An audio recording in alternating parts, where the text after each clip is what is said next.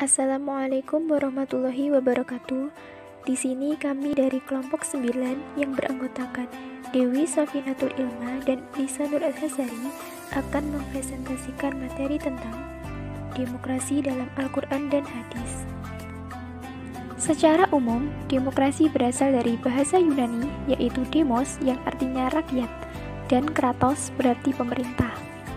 Jadi, demokrasi adalah pemerintahan yang diselenggarakan dari rakyat, oleh rakyat, dan untuk rakyat. Dalam Islam sendiri, tatanan pemerintah tidak bersumber dari manusia, akan tetapi bersumber dari Allah Subhanahu wa Ta'ala yang tertuang dalam Al-Quran. Demokrasi dalam Islam terlebih dahulu muncul jauh sebelum demokrasi dari Yunani yang tercetus dan dikenal dengan istilah syuro. Dalil mengenai demokrasi dalam Al-Quran ada pada Quran Surat An-Nahl ayat 125 yang bunyinya A'udzu billahi minasyaitonir rajim. Bismillahirrahmanirrahim. Ud'u ila sabili rabbika bil hikmati wal mau'izatil hasanati wajadilhum billati hi ahsan. Inna rabbaka huwa a'lamu biman dhalla an sabilihi wa huwa a'lamu bil muhtadin. Artinya, serulah manusia kepada jalan Tuhanmu dengan hikmah dan pengajaran yang baik, dan berdebatlah dengan mereka dengan cara yang baik. Sesungguhnya Tuhanmu, dialah yang lebih mengetahui siapa yang sesat dari jalannya, dan dialah yang lebih mengetahui siapa yang mendapat petunjuk. Quran Surat An-Nahl ayat 125. Dalam dalil hadis, demokrasi ada pada hadis yang memiliki arti bermusyawarahlah kalian dengan para ahli fikih dan ahli ibadah, dan janganlah hanya mengandalkan pendapat otak saja. Hadis riwayat At-Tabrani. Demokrasi dalam Al-Quran dan Hadis. Al-Quran dan Hadis menetapkan beberapa prinsip pokok berkaitan dengan kehidupan politik, seperti al-syura, keadilan, tanggung jawab, kepastian hukum, hak-hak manusia, dan lain-lain, yang kesemuanya memiliki kaitan dengan syura atau demokrasi. Praktik demokrasi atau syura merupakan tradisi Arab sebelum Islam yang sudah turun-menurun. Pra-masa Islam, orang-orang Arab mempunyai sebuah lembaga, dewan atau badan yang disebut majelis, mala, dan nadi. Di dalam dewan ini, para leluhur Arab dari suatu suku atau kota memilih dan menentukan kepala pemerintahan suku atau kota mereka dan melakukan musyawarah untuk menyelesaikan berbagai persoalan. Tradisi ini dipertahankan oleh Islam karena syuro atau nadi merupakan tuntutan abadi dari sifat asal manusia sebagai makhluk sosial politik. Islam mengubah lembaga syuro sebelum Islam yang berlandaskan pada suku atau darah menjadi lembaga syuro sebagai lembaga komunitas yang mementingkan prinsip hubungan iman, menjadikan kekuasaan yang sepenuhnya mencerminkan adanya kesepakatan seluruh anggota masyarakat. Setelah Nabi Muhammad diangkat menjadi Nabi dan Rasul, beliau gemar berkonsultasi kepada sahabatnya dalam menyelesaikan persoalan yang ada. Ketika Nabi Muhammad berhijrah ke Yasrib, praktik demokrasi semakin mendapatkan tempat di tengah-tengah masyarakat. Di kota Yasrib, Nabi Muhammad membuat kesepakatan bersama, yakni Piagam Madinah. Kepemimpinan yang berlangsung sejak masa Nabi Muhammad hingga keempat khalifah dapat dikategorikan pemerintahan dengan sistem politik demokrasi.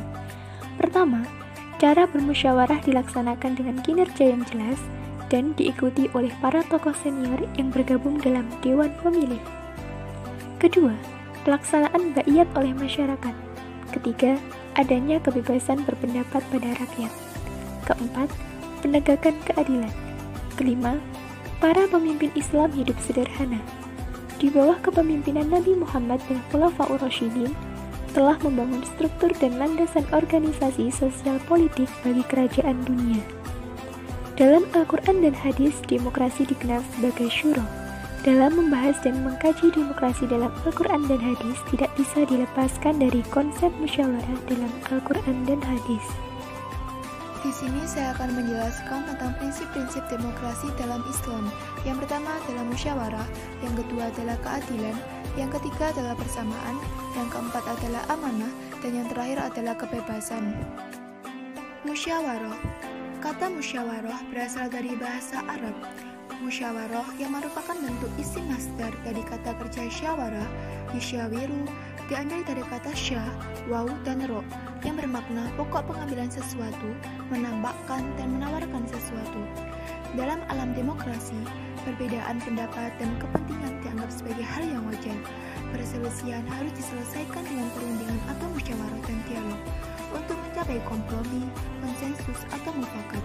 Musyawarah merupakan forum komunikasi untuk membicarakan kemaslahatan bersama. Contoh demokrasi yang sudah ada di Indonesia diantaranya sebuah tradisi berembuk. Hal ini adalah model yang baik bagi pertumbuhan demokrasi karena mendorong warga masyarakat untuk mau berbicara, mengutarakan pendapat, mengutarakan persetujuan, dan mengutarakan ketidaksetujuan atau kejengkelan. Kerjasama sukarela lebih mudah terjadi di dalam suatu komunitas yang telah mewarisi sejumlah model sosial yang substansial dalam bentuk-bentuk aturan pertukaran, timbal balik, dan jaringan kesepakatan antar warga. Keadilan artinya menegakkan hukum termasuk rekrutmen dalam berbagai jabatan pemerintahan harus dilakukan secara adil dan bijaksana. Tidak boleh kolusi dan nepotis. Arti pentingnya penegakan keadilan dalam sebuah pemerintahan ini telah ditegaskan dalam ayat-ayat Al-Quran. Persamaan. Pada dasarnya semua manusia itu sama, karena semuanya adalah makhluk Allah. Yang membedakan adalah ketakwaannya kepada Allah. Implementasi prinsip persamaan dalam perspektif Al-Quran hakikatnya bertujuan agar setiap orang atau golongan menemukan harkat dan martabat kemanusiaannya dan dapat mengembangkan potensinya secara wajar dan layak. Prinsip persamaan juga akan menimbulkan sifat tolong-menolong dan sikap kepedulian sosial antara sesama, serta solidaritas sosial dalam ruang lingkup sosial yang luas. Amanah. Al-Quran mengajarkan suatu tuntunan hidup yakni tentang amanah. Allah telah memerintahkan agar memegang teguh amanah serta menyuruh berlaku adil. Amanah adalah sikap pemenuhan kepercayaan yang diberikan seseorang kepada orang lain. Oleh sebab itu, kepercayaan atau amanah tersebut harus dijaga dengan baik.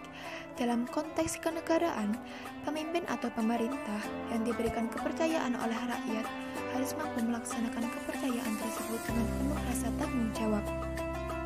Kebebasan, bahwa setiap orang, setiap warga masyarakat diberi hak dan kebebasan untuk mengekspresikan pendapatnya. Sepanjang hal itu dilakukan dengan cara yang bijak dan memperhatikan al-akhlak al-karimah dan dalam rangka al-amr bil al-ma'ruf wa nahi munkar, maka tidak ada alasan bagi penguasa untuk mencegahnya. Bahkan, yang harus diwaspadai adalah adanya kemungkinan tidak adanya lagi pihak yang berani melakukan kritik dan kontrol sosial bagi tegaknya keadilan. Jika sudah tidak ada lagi kontrol dalam suatu masyarakat, maka kezaliman akan semakin merajalela. Sekian presentasi dari kelompok kami. Apabila ada salah kata, kami mohon maaf. Semoga bermanfaat. Wassalamualaikum warahmatullahi wabarakatuh.